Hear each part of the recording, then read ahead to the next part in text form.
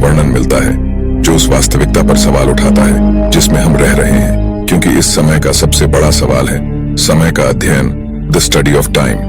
ये तो हम जानते हैं कि समय एक रियल डिमेंशन यानी वास्तविक आयाम है, लेकिन क्या समय खुद को दोहराता है? मेरा कहने का मतलब है कि ये सब कुछ जो आपके साथ और आपके जीवन में घटित हो रहा है, क्या ये पहली बार घटित हो रहा है या ये कई समय चक्र में लाखों बार घटित हो चुका है? रामायण के अनुसार एक बार जब भगवान राम अपनी अंगूठी जमीन पर एक दरार में गिरा देते हैं तो भगवान हनुमान से उसे वापस लाने के लिए कहते हैं। तब भगवान हनुमान पाताल में पहुंचते हैं जहां नागों का वास था। वहां उन्हें लाखों अंगूठियों से बना एक पर्वत दिखाई देता है जिसे देखकर केसरी नंदन हैरान हो जाते हैं, क्योंकि वहां उन्हें हर अंगूठी भगवान राम की अंगूठी जैसी दिखाई देती है। तब नागराज समझाते हैं कि हर टाइम साइकिल यानी काल चक्र में भगवान राम का जन्म होता है और उन्हें सच के दर्शन करवाने के लिए ही वे अपनी अंगूठी हर बार इस जगह गिरा देते हैं। 2019 में भारतीय सेना की रिसर्च टीम ने कुछ तस्वीरें जारी की जिसने पूरी दुनिया को चौंका दिया। इन तस्वीरों में इंडियन आर्मी ने कुछ बड़े पैरों के निशान कैप्चर किए जिनकी लंबाई 32 इंच और चौड़ाई 15 इंच थी। हिमालय क्षेत्र में रहने वाले लोगों ने भी ये कई बार दावा किया है कि उन्होंने भी यति को देखा है, लेकिन 1950 के दशक में नेपाल में इस जीव की खबरें इतनी ज्यादा बढ़ गईं कि नेपाली गवर्नमेंट को इस जीव के लिए अलग से हंटिंग लाइसेंस जारी करना पड़ा। लेकिन इससे भी हैरान करने वाली बात यह है कि इस जीव का वर्णन हमें रामायण जैसे प्राचीन ग्रंथों में भी मिलता है। रामायण में हमें एक पात्र का वर्णन मिलता है जो आधा भालू और आधा मानव के रूप में दिखाया गया है, जिसे जाम्बवंत कहा गया है। महाभारत के अनुसार जाम्बवंत ही वो पात्र थे जो अपनी प्रजाति के अंतिम जीवित बचने वाले सदस्य थे। क्या होगा अगर किसी व्यक्ति के अंदर छुपी कुंडलिनी ऊर्जा जागृत होने लगे? इजराइल के एक होनहार वैज्ञानिक और आविष्कारक हुए इत्साक बेंतोफ, जिन्होंने इजराइल के लिए पहला रॉकेट बनाने में काफी मदद की थी। लेकिन बेंतोफ के बारे में इतनी दिलचस्प बात यह है कि उनके विचार एक वैज्ञानिक के तौर पर काफी अलग थे, क्योंकि वे स्टडी ऑफ कॉन्शियसनेस यानी कि चेतना के अध्ययन में गहरी रुचि रखते थे, जिसकी वजह से वो कुंडलिनी योग की तरफ आकर्षित हुए थे।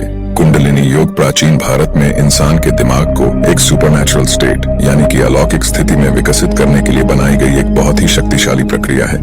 लेकिन ये बड़ी दुख की बात है कि बहुत लोग अभी भी इसके प्रभाव पर विश्वास नहीं करते। लेकिन बेंतोफ ने अपनी रिसर्चेस के माध्यम से जो पाया वो सबको हैरान करने वाला था। बेंतोफ ने पाया कि जैसे जैसे उन्होंने इसका अध्ययन करना शुरू किया, कुछ ही समय बाद उनके मस्तिष्क के इनएक्टिव पार्ट्स यानी कि निष्क्रिय हिस्से सक्रिय हो गए। उनके मुताबिक इसके लगातार अभ्यास से पूरा मस्तिष्क सक्रिय हो सकता है, जो मस्तिष्क को एक शक्तिशाली पावर हाउस बना। 400 साल पहले प्राचीन भारत में बनाई गई एक ऐसी संरचना जो न्यूटन्स के गुरुत्वाकर्षण नियमों को भी चुनौती देती है।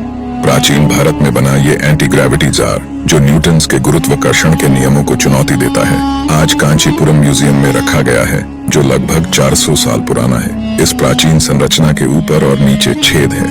इसके बावजूद भी जब इसमें पानी डाला जाता है तो ये पानी को बिना गिराए रोके रख सकता है, क्योंकि जब पानी डाला जाता है तो ये निचले छेद से लीक हुए बिना गायब हो जाता है। इन्हें कारीगरी जार के नाम से जाना जाता है, जो भारत के प्राचीन कुम्हारों के अद्भुत कौशल को दिखाता है। ये कलाकृतियां प्राचीन भारतीय सभ्यताओं की कौशलताओं को दिखाती हैं और असाधारण आविष्कारों को बताती हैं कि प्राचीन भारत के लोग कितना ज्यादा एडवांस्ड थे। आपको क्या लगता है, क्या सनातन धर्म सिर्फ भारत तक सीमित था? अगर आप भी ऐसा सोचते हो तो इस वीडियो के बाद आपकी सोच पूरी तरह से बदलने वाली है। दोस्तों, इराक के प्राचीन शहर बेबीलोन में रामायण से संबंधित 250 से ज्यादा मूर्तियां और विष्णु तिलक के साथ प्राचीन मिस्र के राजाओं की तस्वीरें मिली हैं। इतना ही नहीं बल्कि इटली में 700 BC पहले की पेंटिंग की खोज की गई थी जिसमें रामायण के दृश्यों को दर्शाया गया था। और ऐसे ही रशिया के एक गांव में वोल्गा रिवर के किनारे हजारों सालों पुरानी भगवान विष्णु की मूर्ति मिली। ठीक ऐसे ही साउथ अमेरिका में भगवान हनुमान की एक प्राचीन मूर्ति की खोज की गई थी जो हिंदू धर्म से संबंधित है।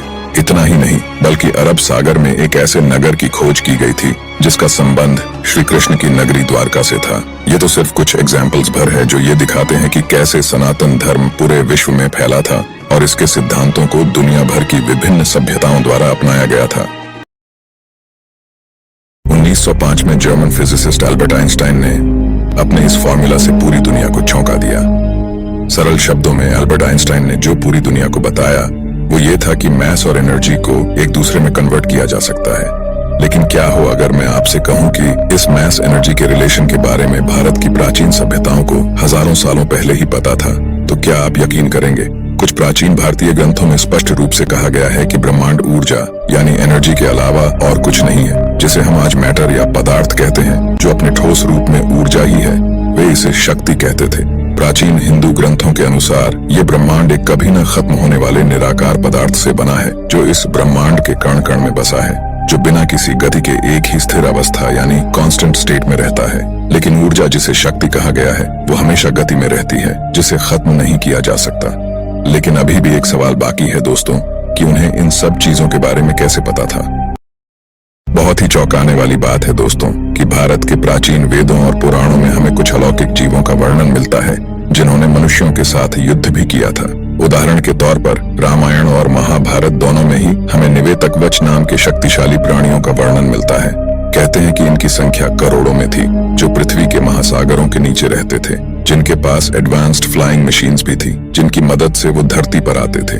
इनके बारे में ज्यादा तो नहीं बताया गया है दोस्तों, लेकिन रामायण और महाभारत में लिखा है कि एक बार लंकापति रावण और उनके बीच युद्ध भी हुआ था, लेकिन रावण भी उन्हें हरा नहीं पाया था। ऐसी ही एक घटना का जिक्र महाभारत में भी मिलता है कि जैसे ही समय के साथ ये कमजोर पड़े, तो अर्जुन ने इनके साथ भयानक युद्ध कर इन्हें खत्म कर दिया और ये धरती से पूरी तरह से गायब हो गए। लेकिन अभी भी एक सवाल है दोस्तों कि ये जीव आते कहां से थे। 1950 में अमेरिकन गवर्नमेंट ने एलियंस और यूएफओज की पुष्टि करने के लिए एक कमेटी का निर्माण किया, जिनका मिशन था कि वे एलियंस और यूएफओज जैसी घटनाओं पर रिसर्च करें। इस मिशन को प्रोजेक्ट ब्लू बुक कहा जाता है, लेकिन अफसोस उन्हें आज तक कोई सफलता प्राप्त नहीं हुई और ये प्रोजेक्ट पूरी तरह से फेल हो गया। लेकिन दोस्तों, आप जानकर हैरान हो जाएंगे कि भारत के प्राचीन वेदों और पुराणों में हमें दूसरे ग्रहों से आने वाले जीवों का वर्णन मिलता है। उदाहरण के तौर पर रामायण और महाभारत में निवेतकवच नाम के जीवों के बारे में बताया गया है, जो हमारी धरती पर किसी दूसरे ग्रह से आए थे और उनकी संख्या लगभग 3 करोड़ तक थी। वे समुद्र के नीचे रहते थे और उनके पास एडवांस्ड फ्लाइंग मशीन्स भी थी, जिससे वो धरती पर आते थे। रामायण के अनुसार एक बार लंकापति रावण और उनके बीच युद्ध भी हुआ था, लेकिन रावण भी उन्हें हरा नहीं पाया था। क्या आपने कभी सोचा है कि गीजा के ये महान पिरामिड क्यों बनाए गए थे? ये महान पिरामिड दुनिया की वो जीवित संरचना है जो प्राचीन विश्व के 7 अजूबों में शुमार है। लेकिन कोई इतनी बड़ी संरचना क्यों और कैसे बना सकता है? इतिहासकारों से जो हमें उत्तर मिलता है वो ये है कि ये बड़े बड़े पिरामिड मिस्र के राजा खुफू के मकबरे के रूप में बनाए गए थे। लेकिन हैरानी की बात तो ये है कि इन महान पिरामिडों के अंदर आज तक कोई ममी नहीं मिली है। अगर ये मकबरे थे तो इनमें उन्हें दफनाया क्यों नहीं गया?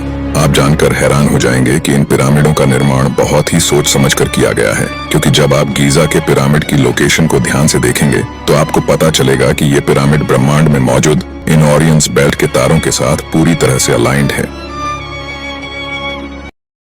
1913 में बहुत ही प्रसिद्ध मैथमेटिशियन जीएच हार्डी को भारत से पत्र मिला, जिसने पूरी दुनिया के लिए मैथमेटिक्स की शक्ल पूरी तरह से बदल दी।